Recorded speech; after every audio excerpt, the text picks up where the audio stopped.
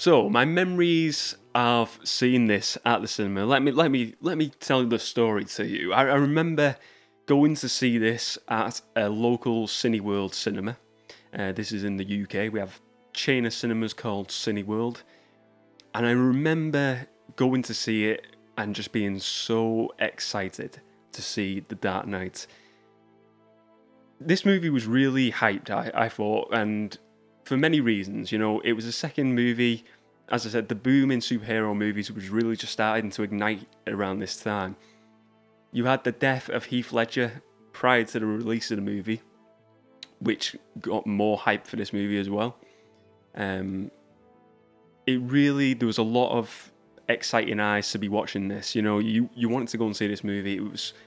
The trailers looked amazing. All the promo material, all the TV spots, the posters. It looked intriguing. It looked something entertaining to see.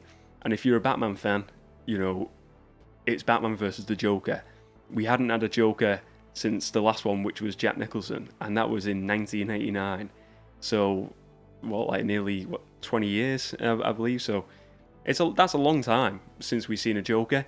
Plus, it was a completely different Joker. Heath Ledger's Joker was miles apart from what Jack Nicholson's Joker was, and the guy who played him in the original TV show, Romano, I forget his name, the guy who had the mustache.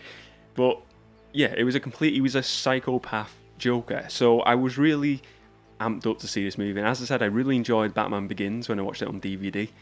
It was ace. So I thought, yeah, let's go and see this one. Let's go and see it. So I'm going to the Cineworld cinema. I went with my dad.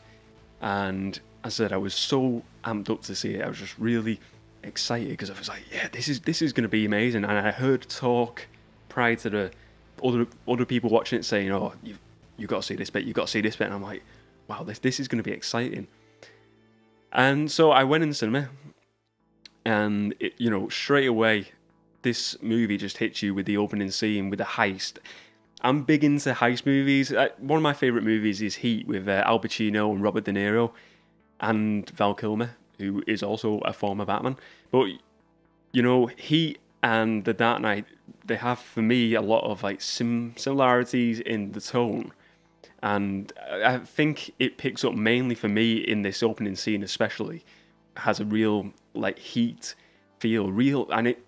What I like about this film, the whole film, is the realism. I think the Batman Begins movie had it, but this doubles up on the realism. It feels like you could have a guy who's a millionaire, billionaire, dressed in a batsuit in the real world, and this is it. This is what it would look like, and you'd have a psychopath who's just completely nuts, and the Joker in the real world right now, and that would be it.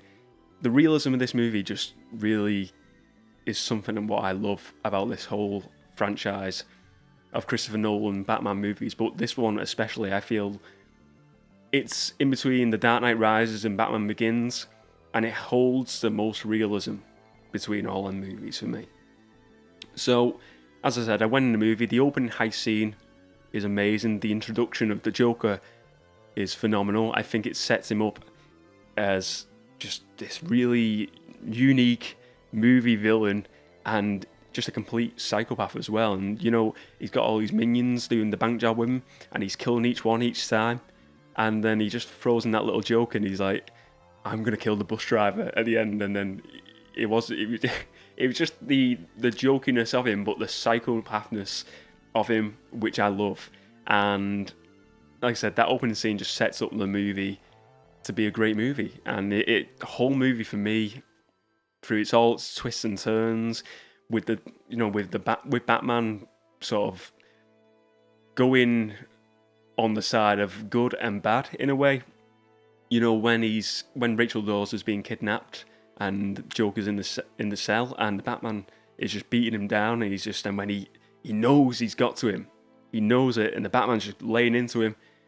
He's treading on that line of good and evil, and this is the whole movie. He sort of dwells on that story narrative of you sometimes you die hero. I forget that speech within the movie, you live long enough to become the villain, from the Joker or from Harvey Dent it was. But it really does hit the marks with that story. And, you know, by the end of this movie, the Batman is the villain. And this leads on to, like, obviously the next movie after this. But the Batman starts this movie as the hero, and he really does end it as the villain. And it's a sacrifice he makes within the movie. But it's a brilliant sacrifice. It's one that he needs to do and he wants to do. So I come out the cinema after watching this movie, and I'm like, yes, this is the best superhero movie. This is the best movie I've ever watched. And to this day, I mean, the Dark Knight is just so... I get chills thinking about... I always remember that memory of coming out of there and just saying to my dad, like, that was the best movie I've ever watched at the cinema. It just... I can watch it on DVD now, and I still think it's an amazing movie, but it was a movie that was made for the big screen. I think it was a great movie to watch on the big screen. If you didn't get the enjoyment or you didn't get the experience at the time when this was released, to watch it on the big screen, honestly, I do feel like you've missed out, because it was such a great movie, and I really enjoyed it. It was just a big hitting, big time blockbuster movie, which I really thought was fantastic to watch on a giant screen.